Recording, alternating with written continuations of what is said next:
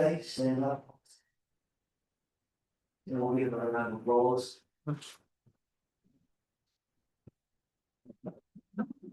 One of the things that's very important to us is to have immersion voices in front of the room. Is one of the things only from the basis in that program. They'll be chairs, they'll be guiding conversations. So I'm sure if you're kind to them, they'll be kind to you. One of the other things that we try and do straight out of the plenary sessions, we have a format called a talking circle. So you'll see after the coffee break, there is this talking circle session. There are two of those. One is based on the theme of the conference, the other two other themes of the conference itself. What that is an informal way for us to get to know each other. Choose which room, kind of fix your research area, go in there, introduce yourself, say where you come from, the kind of work that you do, when you're presenting, and that's a really lovely way for us to make those first connections. The other way we make connections is via eating. So we have lunch and breaks, that's all included, so you don't need to disappear for that. We still have some openings for the conference dinner, which is at the Yacht Club, which is a wonderful location. So if you're interested in joining us there, tomorrow, yes. And then I think there may be, I don't want to misspeak, but Pablo has the answer, but there may also be some spots left on case studies as well on Wednesday. One of the things that was important to us coming out of the kind of COVID experience is making sure that we don't just sit in these rooms and talk to each other in this way, and that we get out within communities and see how practices operate. So that's an important part of our program. The other thing I want to say, I want to transition, I'm going to talk about the kind of digital infrastructure that sits over this research network. One of the things that Common Ground Research Networks does differently is we have our own media lab based in the University of Illinois Urbana-Champaign, and we're interested in the nature of scholarly communication. So the CG Scholar platform that you're in right now is a platform that we have built. It's a new version that we launched in January, so we're kind of going through the process of refinement. One of the things that again was kind of post-COVID realization is that if we were going through COVID, we kind of saw these temporary infrastructure. Someone built a shack on the side, and it was just a temporary thing. There was often not real transformations of how practices happen. And one of the things we wanted to do was think about what is the nature of the scholarly conference, what's the infrastructure that sits over it. So firstly, you'll see we have no credit program. We have no credit program for two reasons. They're an environmental disaster. We come, we get it, and we throw it out. But there's something not social about this program. So what we've done is that you'll see in the conference website now that we have all our presentations and profile pages. Also, the online content is there. There's a little drop down on the top left where you can do asynchronous content. You can also upload your own presentation, video, PowerPoint. And what we want is to open up the temporality of the conference. So it's not just 2 days. So what happens is you can always come back to this site, you can view content, you can request content from other people, the profiles are there as peers. So what we want to do is build a kind of social ecology that builds on over time.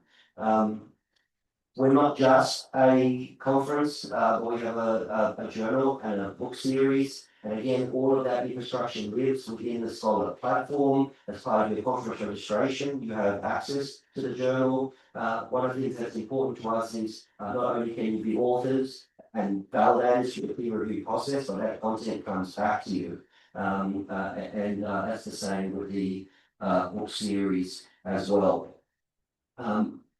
So that's the kind of general outline of what we are trying to do here. I'd like to thank my program team for the work that they've done to make this happen, but particularly the University of Attica. They have been partnered not just for 2 years, but we've been working with this institution for a very long time now, and it feels like coming home every time. And so we want to thank them deeply for all that they have done. That's it for me.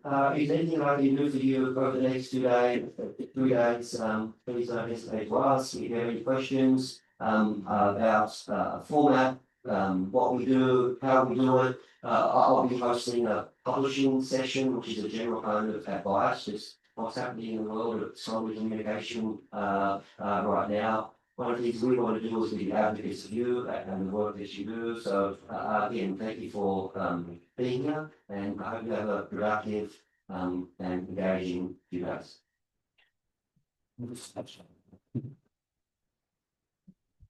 Ms. Martin, let me briefly introduce our first plenary speaker. This is Professor Vicky Katsoni. Let me give a brief bio of yours, if you don't mind. Thank you. So, Ms. Katsoni is a very, very good publisher, author, and scientist in Greece and all over the world. She holds a PhD in tourism marketing management and ICT applications in tourism. She's a professor in tourism marketing and tourism modules at the University of West Attica, Athens, and the director of the tourism business development programs of the Kapodistrian University of Athens. The Kapodistrian is the oldest university of Greece. At the Faculty of Business and Social Sciences, and she has published many books on theology. Many chapters in negative order and numerous papers in academic journals. She is also the president of the non-profit International Association of Culture and Digital Tourism. This association organizes a conference, national conference, each year in a different location in Greece. And she's also a member of the Editorial Board of many journals in tourism and marketing. She has elected and participated in several European and national research programs and works as an expert, evaluator, and reviewer projects, Western European Commission funding. Such as Horizon 2020, Erasmus KA2, and others. Research interests include e-tourism, tourism marketing, tourism destination strategies, and DMOs, destination management organizations, agricultural tourism, consumer behavior, and sustainability in tourism. So, Professor Katsoni, the floor is yours. Thank you so much. Okay, good. So I'm really glad being here again after almost 25 years. When I started my career, I started from the University of Athens. So I'm really glad coming back to the old places. Things have changed a lot, but the spirit is always here, and I do enjoy. So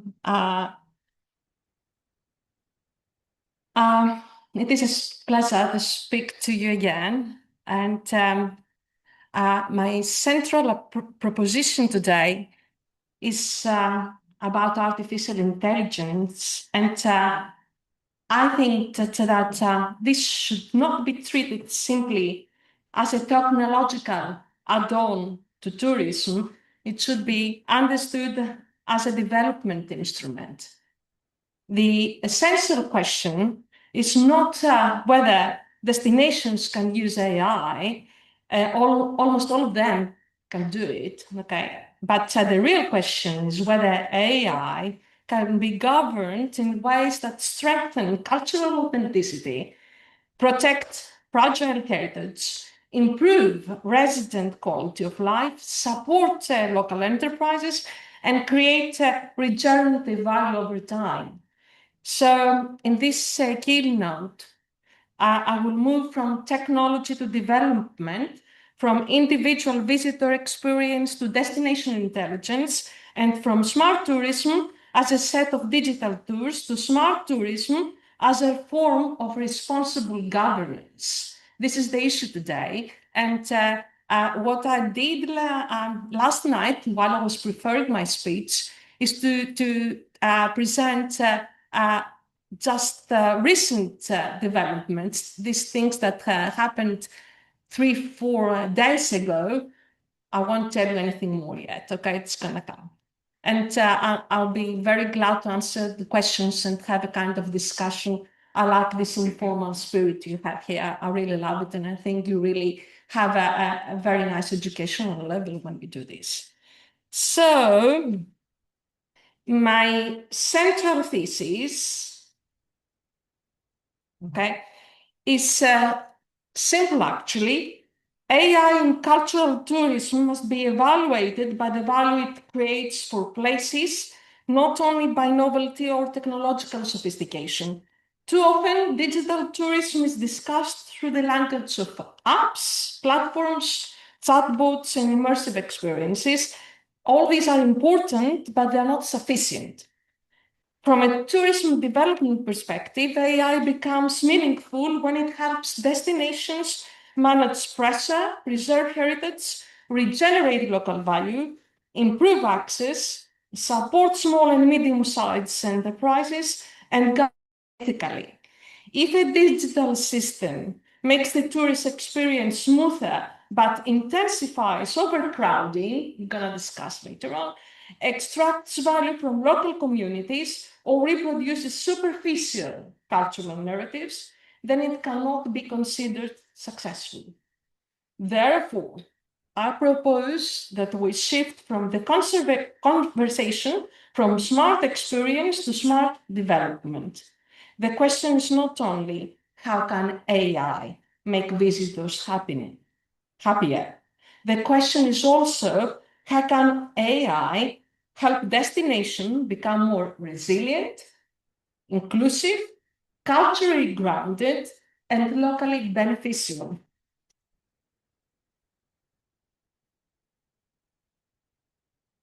So this is the architecture of my speech. First, I will define the problem field: over-tourism, climate pressure, authenticity, inclusion, and uneven distribution of benefits. These are not really marginal issues, they are central to the future of tourism development. Second, I will explain the AI capabilities that matter for cultural tourism, that is prediction, personalization, computer vision, natural language processing, digital twins, and generative storytelling. I will keep the language practical because technology only becomes useful when it can be translated into destination decisions. Third, I will examine international evidence. Europe gives us a policy architecture for smart tourism and digital heritage. Japan shows how digital transformation can assist visitor flow management and regional revitalization. The United Arab Emirates demonstrates, well, before the bombing, I suppose, demonstrates how culture, innovation, and tourism investment can reposition a destination globally. I will also reinforce the argument with examples from Spain, Singapore, South Korea, New Zealand, Saudi Arabia, and Venice. At the end of my speech, I have my sources, and you can really work on it for further maybe knowledge. Finally, we'll propose a governance and implementation agenda for cultural destination, universities, tourism organizations, and policymakers. So we should begin with destination programs rather than with technology. Cultural tourism is facing a series of development challenges that cannot be solved by promotion alone. The first challenge is overcrowding and pressure on fragile heritage places. Historic districts, museums, archaeological sites, and sacred landscapes often have limited current capacity. When tourism demand concentrates in small places, the pressure is not only physical, it is social and cultural. Residents may experience irritation, displacement, or loss of everyday quality of life. The second challenge is uneven distribution of value. Tourism can generate impressive numbers of arrivals and revenues, but benefits may remain concentrated in platforms, large operators, or central districts. Local artisans, neighborhood business, and cultural communities do not always receive proportional value. The third challenge concerns seasonality, labor shortages, climate vulnerability, and accessibility. A destination that attracts visitors but cannot manage mobility, energy, water, labor, and inclusion is not truly resilient. AI is relevant when it helps diagnose these issues and improves governance, forecasting visitor flows, supporting alternative routes, translating content, assisting accessibility, and giving decision makers more precise intelligence.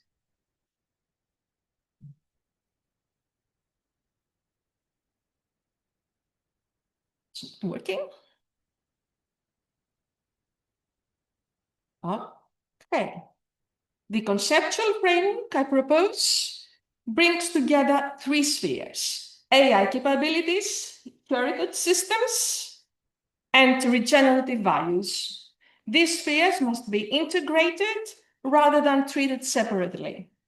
AI capabilities includes prediction, personalization, automation, generation, and pattern recognition. Heritage systems include museums, archives, archaeological sites, cultural landscapes, living traditions, memory practices, and local narratives. And regenerative value refers to community benefit, cultural resilience, stewardship, sustainability, and long-term adaptive capacity. The intersection of this sphere is what I call destination intelligence. This is the ability of destination to learn, adapt, and govern tourism flows, meanings, and values over time. Destination intelligence is not equivalent to installing technology. It is a governance capacity, the ability to collect relevant data, interpret it ethically, connect it with local knowledge, and use it to make better public and strategic decisions. For cultural tourism, this is especially important because heritage is not only a product, it is a memory, identity, and belonging. AI must therefore be placed inside systems of responsibility, cultural authenticity, and community consent. So AI is not one single technology. It is a stack of capabilities, each of which serves different tourism development problems. Prediction can help forecast demand, crowd flows, and seasonality. This supports policy, staffing, mobility planning, and visitor redistribution. Personalization can help design itineraries that reflect visitor interests, time constraints, accessibility needs, and language preferences. Computer vision can assist heritage conservation by identifying deterioration, classifying objects, or supporting accessibility through visual recognition. Natural language processing and translation can transform culture and interpretation. They allow conversational guides, multilingual support, and visitor dialogue with cultural content. Digital twins allow destinations to simulate heritage sites, visitor movement, conservation risk, and infrastructure pressure. Generative AI can create narratives, reconstructions, and interactive experiences, but it also requires careful governance because it can invent inaccurate heritage or it reproduce stereotypes. The key design principle is this: match the technology to the development problem. A destination should not ask, how can I use AI? It should ask, what problem are we trying to solve and which AI capability is appropriate, ethical, and useful? Can we have this video one, please? Digital twins, I think it is.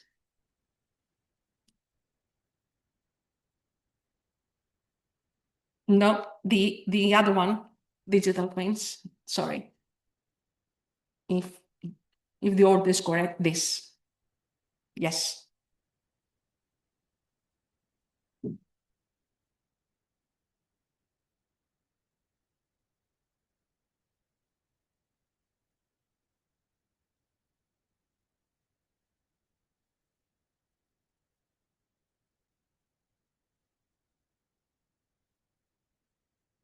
I can see it. They cannot.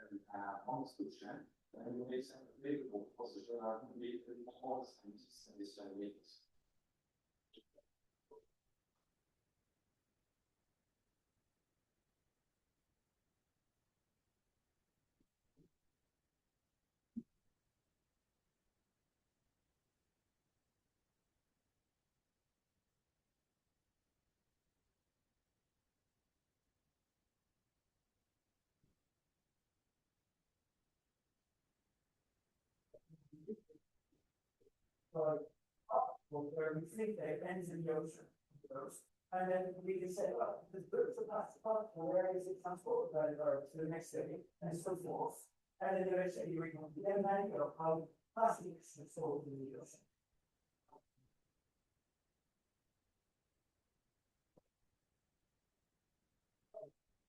Let's go to the thing. Electricity because we always energy.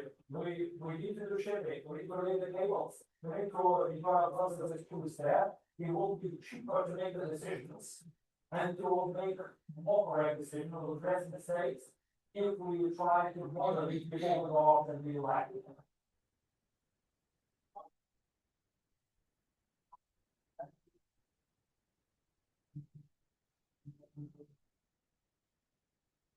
Thank you. So go back to the presentation, please. So this is an example of what is happening not only on the ground, but at the ground with EACADIT, the International Association of Cultural and Digital Tourism. We are very much involved in this kind of research, and we have a research institute. And we are currently involved in this underwater cultural heritage in an Horizon program from behalf of Greece. It is in the island of Lesbos, where we have the remnants of the ships during the World War II. Very, very interesting. Of course, there are many other countries in the Mediterranean area and some others in the Baltic Sea. There is culture underwater, and AI can help enormously. So,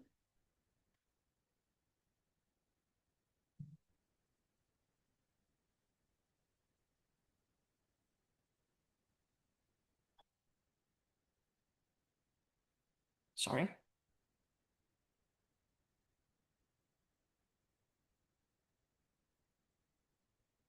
Okay, so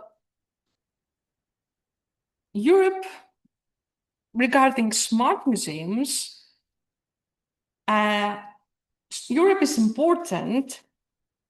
I'm sorry, I think, yes, yeah. Museums provide a very clear example of how AI can reshape cultural tourism. Traditionally, many museum experiences have been linear, text-heavy, and relatively standardized. The visitor receives information, but the system does not respond to the visitor. AI makes it possible to move towards responsive interpretation. Conversational guides can answer questions. Adaptive storytelling can adjust the depth, tone, or language of interpretation. Multilingual access can become much more immediate. AR and VR can reconstruct missing or fragile heritage, allowing visitors to understand what is no longer visible or cannot be physically touched. This does not mean that the museum becomes less scholarly. On the contrary, AI should be used to bring curatorial knowledge closer to different publics. A child, a specialist, a person with a visual impairment, a visitor with limited time, and an international tourist may need different interpretive pathways. AI can help deliver these pathways without abandoning academic rigor. However, the museum must remain a space of authority and trust. AI-generated content must be controlled by curators and cultural experts. In cultural tourism, personalization should never mean replacement of scholarship with entertainment alone. So, over tourism, we're very familiar in Athens to this word, and in Santorini and in Mykonos and many other places, unfortunately. So, over tourism is one of the most urgent development challenges in cultural tourism. It is often described as a problem of too many tourists, but it is more accurately a problem of concentration, timing, governance, and distribution. AI-supported visitor flow intelligence can help destinations forecast peak pressure in heritage districts, redirect visitors to alternative routes and times, support resident quality of life, reduce environmental and cultural stress, and move from reactive to control to proactive stewardship. Japan is particularly useful here. Kyoto has become a global reference in debates about over-tourism, visitor behavior, and resident impacts. And we've got a friend here who is very familiar to the Japanese culture. Where is our friend? Here you are. Okay. I'm so much interested in your experiences. You really have to take the floor here later on. So, digital tools that communicate crowd conditions, etiquette, and route alternatives can help visitors make more responsible choices. Hakon also illustrates the use of digital maps and traffic information to organize movement, support regional dispersion, and improve visitor experience. The larger lesson is that tourism development should not be reduced to destination marketing. We need destination orchestration. AI can help orchestrate mobility, timing, interpretation, and alternative experiences, but only when destination authorities have clear goals and governance capacity. I'm very glad to announce again that we are going to take part in Erasmus Plus program, where Santorini is involved, where through AI systems can offer alternative routes on the island. And in real time, we can see how many people there are on the route, especially in here, where we have this crazy about sunsets, but there are so many beautiful sunsets all over the island. So people are really proud in here, a little town in Santorini. So together with Madeira, they've got the same problem in some other countries in Europe. So finally, Santorini is going to handle the problem somehow. I hope we're going to have a good, it was just started. So we're going to know in 2 years' time if it's going to be effective or not. So yeah, let's go to the other. Europe is important because it demonstrates how smart tourism can be translated into policy architecture. The European Smart Tourism Framework connects accessibility, sustainability, digitalization, cultural heritage, and creativity. This is a much broader understanding of smart tourism than simply using technology to market a destination. The European Capital of Smart Tourism and related best practice initiatives create a learning framework among cities. They encourage destinations to compare practices, document innovation, and connect digital tools with sustainability and inclusion. This is valuable because it turns smart tourism into a governance and benchmarking process. Europe also offers strong examples of digital heritage. Europeana and the cultural heritage data space demonstrate how cultural material can be digitized, shared, interpreted, and reused. For tourism development, this matters because cultural heritage data becomes infrastructure. It supports education, interpretation, research, product development, and accessibility. Finally, fragile heritage cities such as Venice remind us that digital tools must be connected with preservation. Digital twins and digital management systems can help simulate flows and plan interventions before damage becomes irreversible. So can we have the second, I think, video, please? If it is the second one.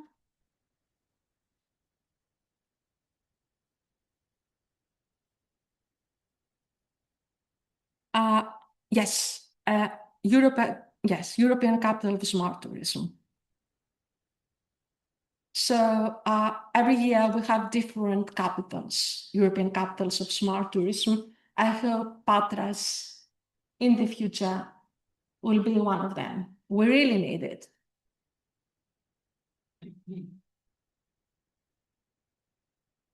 You're gonna say Dublin? It was last year, I think.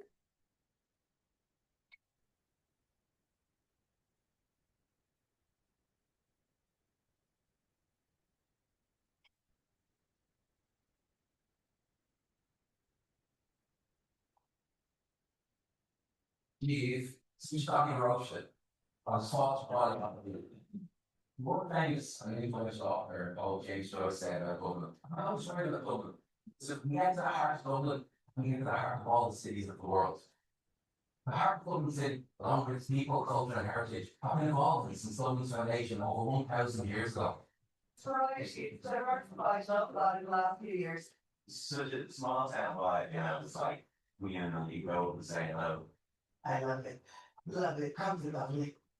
As Lord Mayor of Dublin, I'm immensely proud of our city, our community, technology, and innovation converge to redefine the experience of residents and visitors alike. We work hard every day on our commitment to share a rich tapestry of local stories, unique literature, artwork, and heritage, while making sure that Dublin is a destination which works for the residents and its environment. Brian Gray, you're welcome. Terry, you're welcome. It's very honoured for Dublin to be awarded the 2024 European Capital of Smart Tourism title. When it comes to diversity and accessibility, we embrace them. We celebrate openness, inclusivity, and awareness. I was delighted to recently launch our ambition to become the world's first capital city to be designated autism friendly by 2026. In a vibrant and dynamic city known for its rich history and cultural heritage, we envisage Dublin that not only recognises but actively nurtures unique abilities and talents of its autistic residents and visitors. As the UNESCO Bay Biosphere, sustainability is at our core in Dublin. To promote sustainable tourism and a well-functioning public transport system, Dublin paves the way for emission-free exploration. Commitment to carbon neutrality by 2050 aligns with UN climate targets. And as well as this, we're the only Irish city to sign to the Glasgow Declaration on Sustainable Tourism Development. Our unique culture and heritage are not just beneficiaries of tourism, but are actively protected, promoted, and developed by it. Different parts of the town, different kind of experiences. It's the first city. Our people-centric community-based approach is best evidenced by the work of our own Dublin City Council Culture Company, who manage many of our wonderful buildings, including the award-winning 14 Henrietta Street. Our commitment to blend our expertise in digital innovation and tourism is exemplified by the launch of the Dublin Discovery Trails app, which brings the history and heritage of our wonderful city to life through the magic of augmented reality. Winning the 2024 European Capital of Smart Tourism Award guarantees our ability to better sustainable values and to guide other destinations on their smart tourism journey. We send an eager invitation to our friends and colleagues across Dublin, Ireland, and the EU in 2024. We look forward to welcoming you to our city this year and collaborating with you to create better and smarter destinations. It's actually more clear how long the framework's culture of technology to new within the whole. Gentlemen, we're known for having fun, so you just have to have that on your mindset and use this other action. Thank you.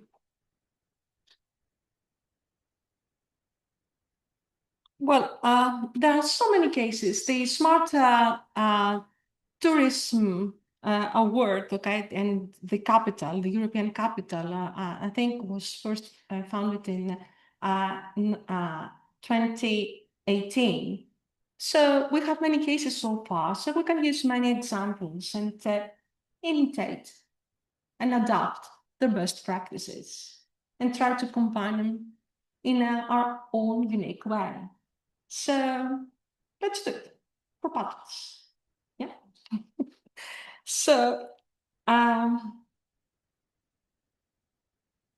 Japan is a very interesting example because Japan allows us to see tourism digital transformation not only as a visitor experience issue, but as a regional development value. Tourism in Japan is connected with productivity, regional revitalization, return visits, and the ability of destinations to use data more effectively. The Japanese case is especially relevant because it combines three tensions. First, there is enormous international demand for iconic cultural places. Second, many regions outside the most famous circuits need stronger tourism value.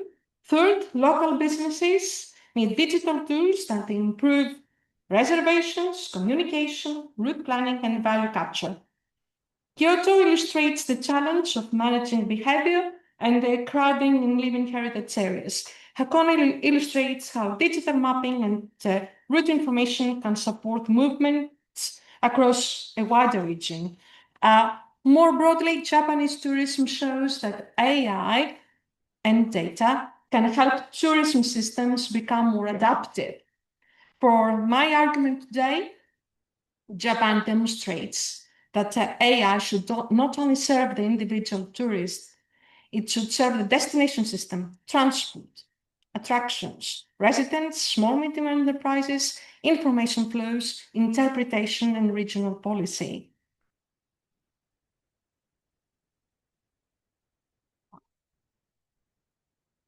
The United Arab Emirates provides a very different but equally important case. It demonstrates how culture, architecture, technology, and investment can be combined to reposition destinations in the global visitor economy.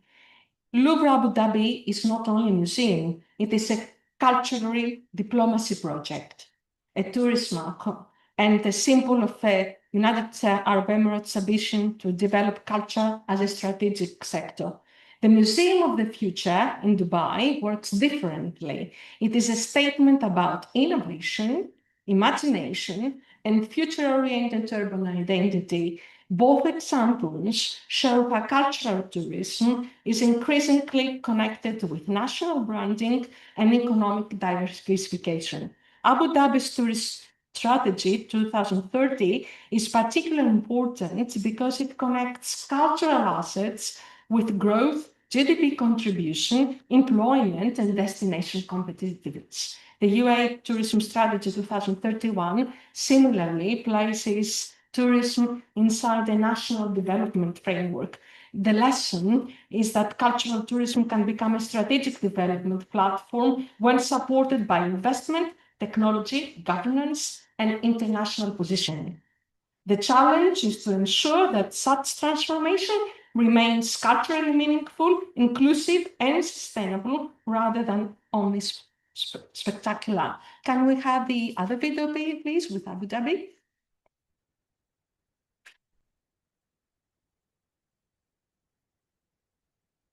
Video museum, yeah, this one.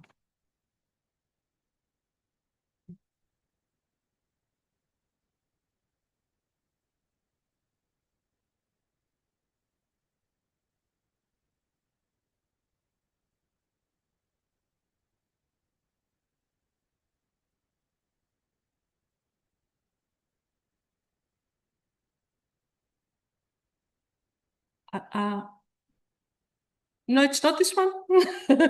This is what's happening now. I think it is the go down, scroll down.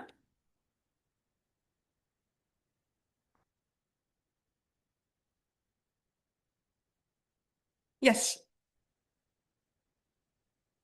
A little bit further down. No, another one. Yeah, the Museum of the Future. Oh, I'm think I'm wrong. That is 43 minutes. I have only 3 minutes. It's quite interesting, actually.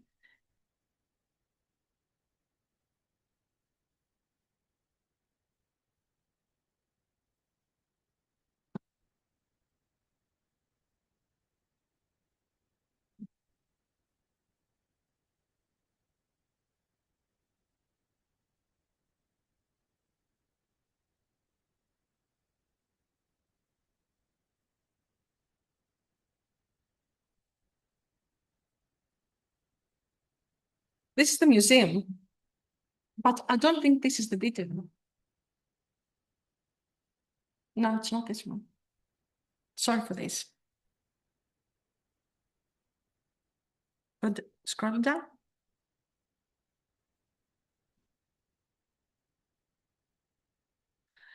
Okay, I don't want to waste more time. Inside Dubai's Museum of the Future. And look inside Dubai's Museum of the Future.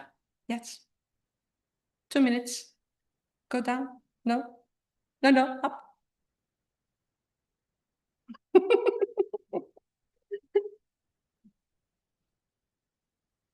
That one. And look inside. Yes.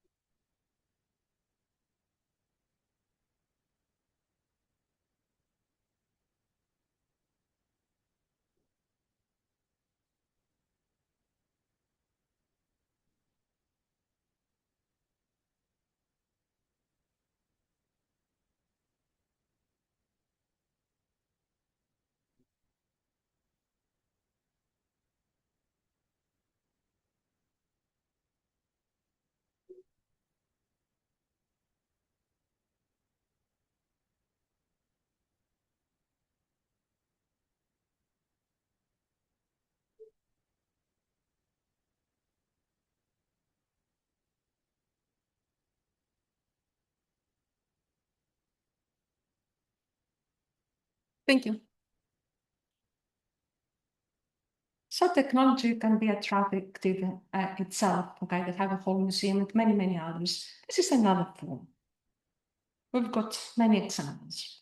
Unfortunately, I have limited time because there's so much happening all over the world.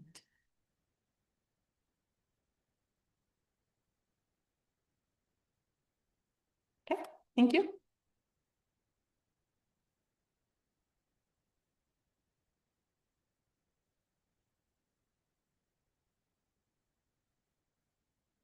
Okay. So,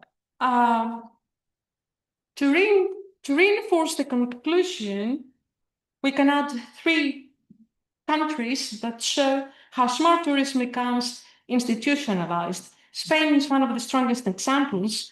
Through City Tour and the Smart Tourism Destination Model, Spain connects governance, innovation, technology, sustainability, and accessibility.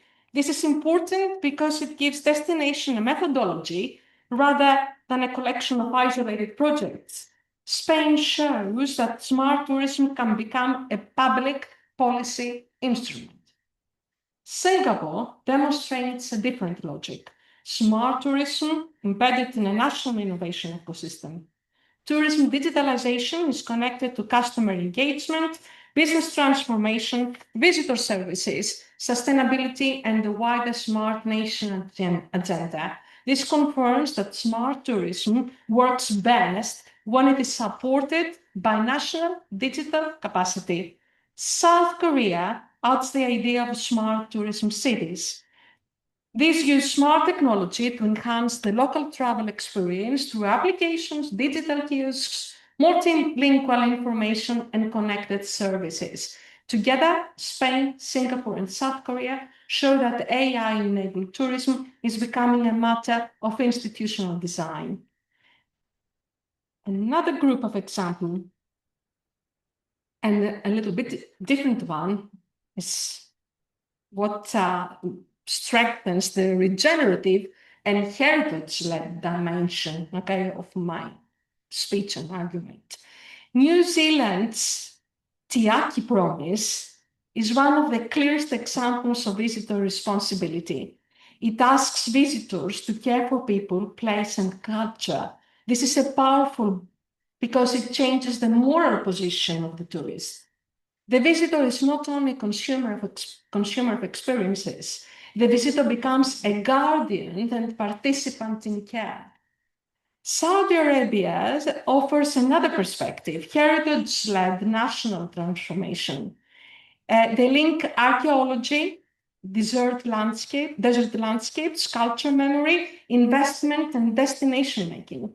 It demonstrates how heritage can become a pillar of tourism transformation, provided that conservation and community benefit remain central. Venice, finally, remains the emblematic fragile heritage city. It shows why cultural tourism must be managed carefully. Digital twins, data systems, and visitor management tools can support preservation, but the central question remains political. How should the living city balance residents, heritage, cruise tourism, day visitors, and global demand?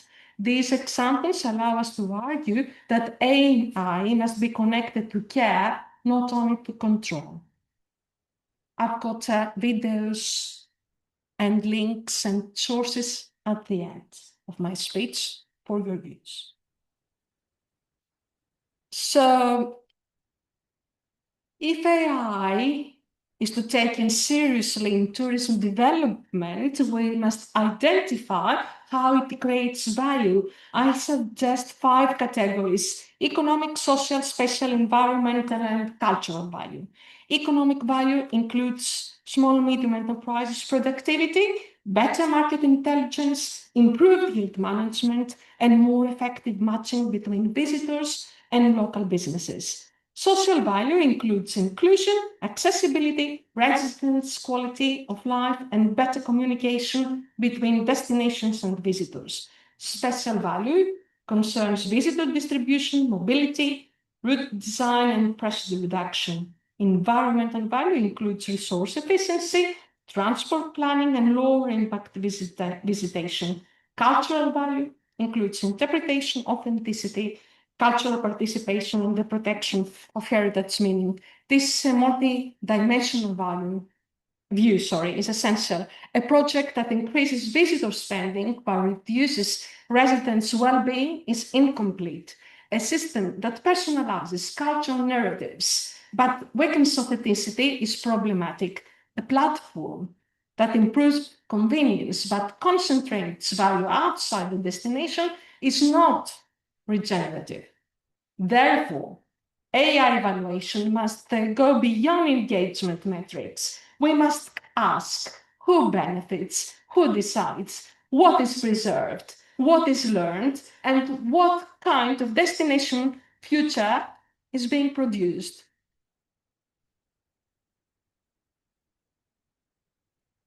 Cultural tourism requires higher ethical standards than many other sectors because it deals with identity, memory, history, representation, and belonging.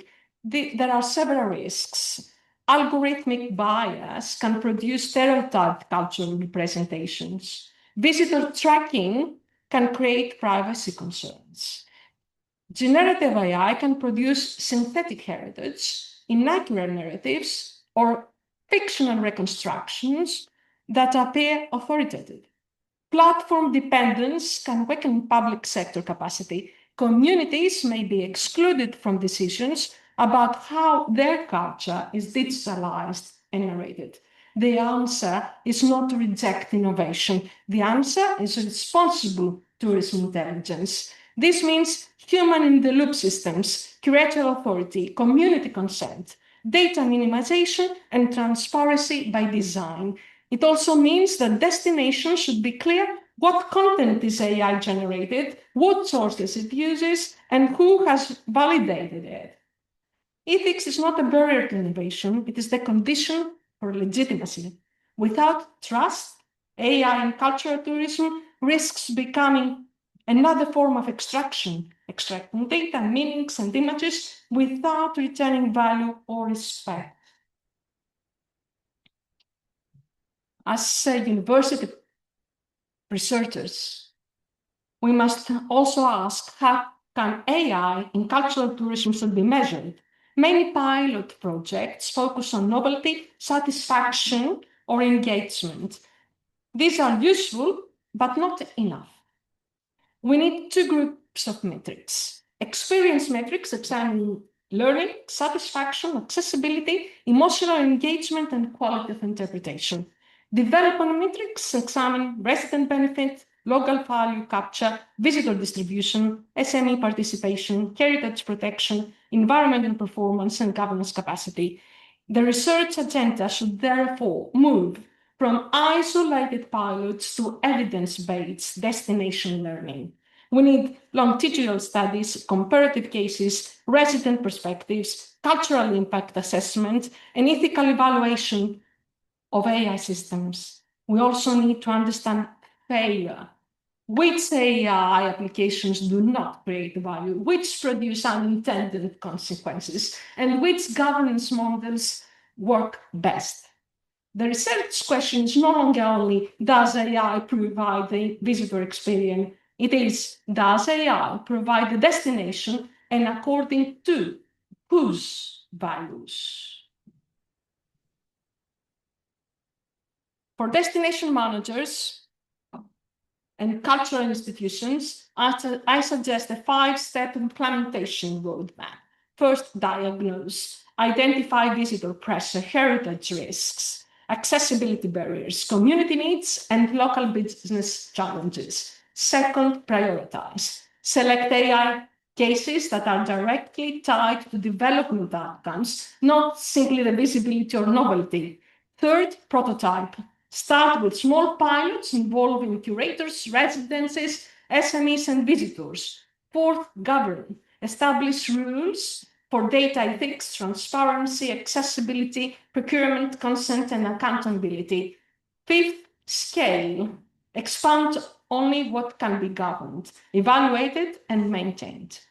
This roadmap is intentionally cautious. Destinations should not begin by buying technology. They should begin by clarifying problems, values, and governance capacity. AI systems must be embedded in institutional learning. Otherwise, destinations may end up with impressive tools that are underused, untrusted, or disconnected from real development needs. The practical message is start with problems, scale only what can be governed. This transformation has a direct implication for universities. Tourism education can no longer separate technology from development, culture, ethics, and policy. Future tourism professionals need tourism analytics, the ability to interpret demand, visitor flows, and destination data. They need heritage literacy, understanding authenticity, interpretation, and cultural sensitivity. They need AI governance, ethics, privacy, procurement, and accountability. They also need experience design skills, storytelling, accessibility, augmented reality, and service innovation. Finally, they need community co-creation and policy translation skills. The future tourism professional must therefore teach both critical thinking and digital capability. We should not produce graduates who simply know how to use tools. We should produce professionals who can ask whether the tools serve communities, protect heritage, and strengthen destinations. This is an opportunity for interdisciplinary curricula connecting tourism management, computer science, cultural heritage, planning, policy, and ethics.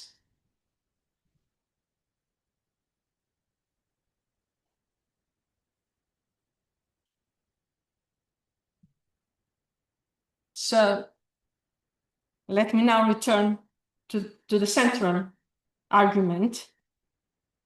The future of cultural tourism will not be judged by how many technologies destinations adopt. It will be judged by how well those technologies are governed. AI can help cultural tourism become more resilient, inclusive, and regenerative when it is used to manage visitor pressure before it becomes social or heritage damage.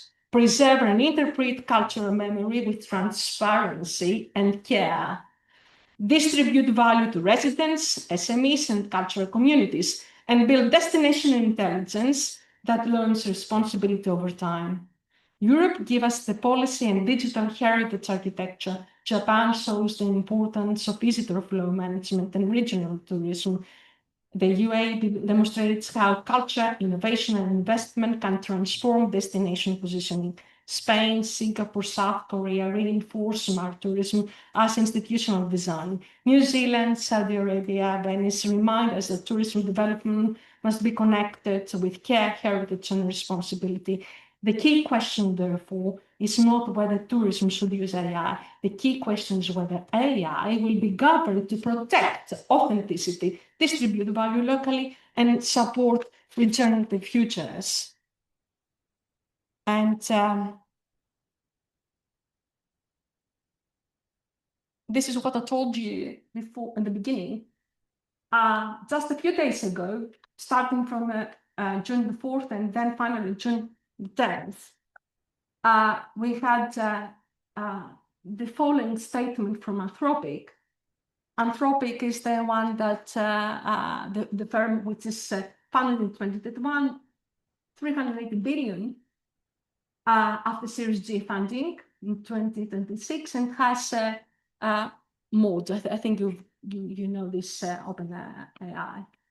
So I found it very, very interesting. I just studied yesterday what they said. This is what they said. Okay. They warn us that frontier AI systems are evolving faster than governance and institutional safeguards. The company emphasized the risk of recursive self-improvement, where AI systems may eventually improve successor systems with reduced human intervention. Anthropic proposed coordinated international mechanisms capable of slowing or pausing advanced AI development if catastrophic risks emerge. They advocated mandatory external safety testing for the most capable AI systems before deployment. And the central principle is constitutional AI, embedding transparent ethical values and human-centered values directly into model behavior. And they argued that future AI systems must remain interpretable, steerable, and accountable to democratic societies. Okay, so AI governance is shifting from innovation management toward existential risk management. This is what they really said. The debate increasingly focuses on who controls advanced AI systems and under what regulatory framework. Questions of transparency, accountability, ethics, and democratic oversights. And this is becoming central in global AI policy. And this Anthropic's position reflects a broader transition from reactive AI regulation to anticipatory governance. Food for thought. Thank you so much. And thank you. Any questions, discussions? I can talk all day about all these things. I mean, we don't know what's really going to happen in the future. I'm a little bit terrified, I suppose many of you are. But on the other hand, I'm by nature optimistic. So I would be very glad to keep in touch with all of you and see what we do in our EACADIT Research Center, eacadit.org. Can give you my card later on. We do a lot of research. We have already been in touch with University of Patras and have a very open mind for common future research. And thank you very much for your patience. Yeah. Any questions or discussion? Yes. So much for your excellent talk and for providing examples that you provided and the pros and cons of utilizing AI. I was wondering what your thoughts are. A lot of large language models require large data centers to be utilized, which have a huge significant environmental impact. And how do you think that can be addressed within the way that the guy is using tourism?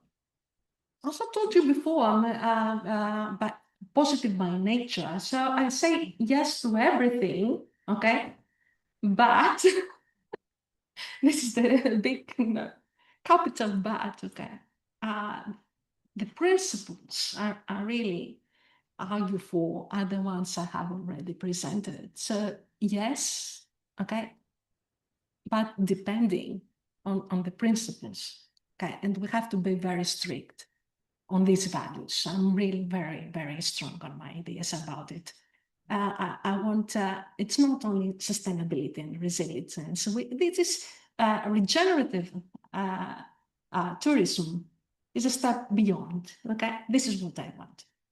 Not only preserve, okay? Make it better. We have the obligation to make it better. And I think being political in the broad philosophical sense, okay, and idea, you know, and meaning of the word, okay, in the ancient Greek kind, okay, of being political is very, very important because I think humans are social beings, okay, and we have obligations to each other. After all, okay, what are we? We live a very short period of time, and our planet is our home. We have to take care. And it is our responsibility to preserve it. And it is our responsibility. There is a lot of responsibility to each other. I hope. Yes, please. Well, thank you very much for sharing your work. Very interesting. I want to know your opinion about, because there are many good things that the AI is going to bring, but also the bad impacts. For example, in tourism, one of the good impacts is that it creates jobs. But now with the AI, it's going to destroy jobs. So what's your viewpoint on that? Because for the local communities, it's not going to create richness and wealthy, but it's going to concentrate, from my viewpoint, it's going to concentrate the wealthness in the big companies and destroy jobs, especially when AI meets robotics, for example. Now AI can, you know, take the position of receptionist, but in the future, maybe even the waiter. Yes. So, Yeah. Of course, it's going to be changed in labor. But I think we already have experience in this. This is what happened in the 1960s and 1970s when we had the first computers coming into modern life. I really urge you to go back to newspapers and publishing, okay, and also in articles during that period, 1960s, 1970s. The problem is exactly the same. Okay, what is the result? The result is going to have change.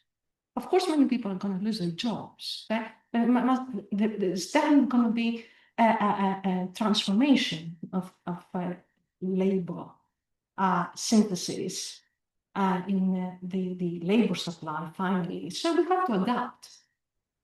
My idea is that technology is not good or bad. It's neutral. It's nothing. It's how we deal with it. So it is our obligation and our policymakers' also obligation to see what is happening and be proactive in changes, prepare people. Yeah, so we have to really see what is going on and prepare ourselves and our children to future labor demand. Yes, please. Thank you for Ghana, right? Is Yes. it from Ghana? Oh, yes, I do remember you from yesterday. Thank you for your Yeah. presentation. Coming from all the way from Ghana. It was very informative. My question is in relation to, we looked at certain cases, South Korea, Just a few, there are so many all over the world. Yes. Yeah. So, looking at the case of Venice, for example, we have seen the case of AI being used where they've got surveillance cameras now, facial recognition and stuff ongoing, and we've seen algorithms being directed to other neighboring cities of Venice, and because of the impact. And looking at the demographics of Venice, where there's always larger age population, would you say that smart tourism and AI should be looked in a contextual form, where certain cities, looking at certain demographics, shouldn't actually adapt, I put it that way, in sense of adopting the AI models, because certain cultural and heritage stuff are taken away because the aged population are not in favor of it. There are protests going on because, when it comes to investment, they are being kicked out, have investment of Airbnbs being brought up, and the locals are being kicked out of it. Most of these revenues are not being, generated back into the economy of these kind of cities. So my question is, would you say that we should look at it from a lens of a contextual form where we consider the demographic of that particular place where the AI should be adopted? The answer is absolutely yes. Yes. This is what my arguments were about. Yes. Each case is a different one. So we have to prioritize and see what's going on. Yeah. I think it was straightforward. Yeah. A straightforward answer. Yeah. Hi, my name is Shikhar. I'm a faculty of marketing. Thank you for the lovely presentation. My question is related to overdosing. Autism. Yeah, so Okay. you mentioned What they did in Dublin. the thing is we try to market a destination. It's very difficult to find a balance between how not to market too much so that That's true. that's one. A lot of countries, like you mentioned, Spain is already dealing and struggling with this challenge. Can we link it to probably the government can also intervene, the number of people who can apply, depending upon the seasonality, how much a place can accommodate, which can be linked to the visa issuing. And also probably the locals also can incorporate how much the place can handle at a particular point of time. only those many people are allowed to visit either restricted movement. Is there a possibility we can look into that? This is really a political decision of the destination, what they want to prioritize. Well, in my opinion, in case of Dublin, okay, they have to be a little bit strategic when they apply for a smart tourism capital, European smart tourism. Yeah, then they have to think in a to find some strong points to have this, let's say, competitive advantage to the other towns that are cities that are also applying. So I don't know if autism in Dublin is so much important, okay, but for sure they have a competitive advantage. It was a new idea, okay, looking after the people by minority. So the answer to the argument is it is a policy decision. Destination management organization has to make. Okay, and My question in regards to the marketing of destination. So to marketing can we market to the extent so that only to these people. the interested people are know about There is a misunderstanding, I think, about the term. You said over tourism, Yeah. and I think the. Oh, he said over tourism. Yeah. I did. Not what is. Sorry. Oh, yeah, I was talking about autism. Sorry, I can't hear you. Yeah. So for over tourism, the question is again how. Please, can you repeat it? Because now it changes everything. I was talking about autism all this time. Sorry. So what was the question about over tourism? how not to market a destination too much to the extent that it becomes overrun. If there is over tourism, that means the destination is already popular. So we have to regulate this over tourism. Yeah. So we must have some, I think, marketing decisions in that way that protect the locals. So the country is the president, in my opinion. Okay. It is their city, first of all. Okay. So we must respect them. So how can they market them? They need slots, for example. This is what we do in Santorini. We don't allow them all. Okay. So to get inside, that means maybe there is a change in in the way you handle people. But in the case of Santorini, for example, what they do need now, they want 10 euros for each visitor. In my opinion, that wants to go to the in my opinion, this is not enough. It's not only about money. Money can help, but it is about creating slots. This is what we have a very good example in the things that happened during COVID-19. Okay, some principles that were in the way we marketed and handled the COVID-19 situation can be applied, I think, in a very good form when we have this over tourism slots. Okay, if you really want to go there, book in advance, book well in advance.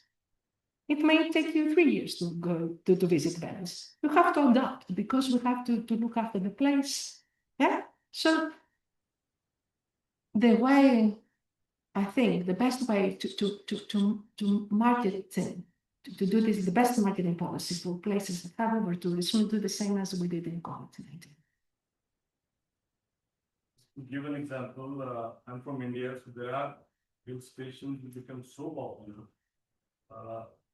The government literally requests the people not to visit in a particular month because there's a whole lot of pile up, scarcity of water, natural resources. Yes. Those challenges have to be dealt accordingly, and like you said, slots can be the solution. Yeah. Not only this, many policies. Yeah, I'll be glad to discuss it during the break with you. I'm sure we're going to find many other ways. Okay. No questions for you. Because we have the break. it's almost time for coffee break. Yeah. Before we do that, Professor Katsoni, they have a souvenir gift from us from the Department of Tourism Management. Should I open it now? I don't know. Thank you. Thank you so welcome much. and thank you. Thank you. Thank you so much, dear. Thank you. Thank you all. Okay. Time for us to get a coffee. if you wish. Yeah. And we will be at the smaller rooms back at 11 o'clock, okay? Thank you so much. Thank you. Yeah. Thank you.